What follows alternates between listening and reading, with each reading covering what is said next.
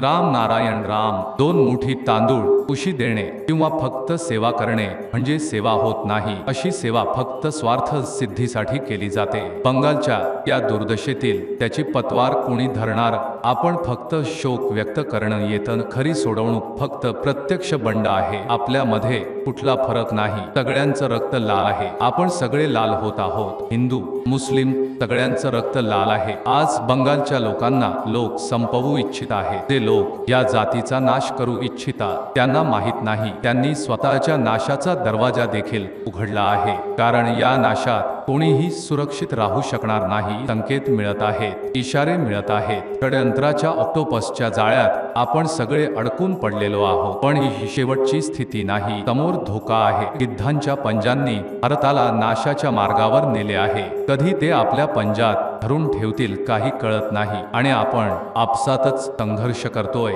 यासाठी मी प्राणपणाने प्रयत्न करत आहे की धर्म किंवा नीतीच्या आधारावर कोणताही भेदभाव राहू नये। म्हणूनच सर्व साधू गुरूंना बोलावले होते, पण कोणीही आपला आसन सोडून यायला तयार झालं नाही। जातीय भेद नसल्यास हिंदू मुस्लिम मध्ये दंगे होत नाहीत।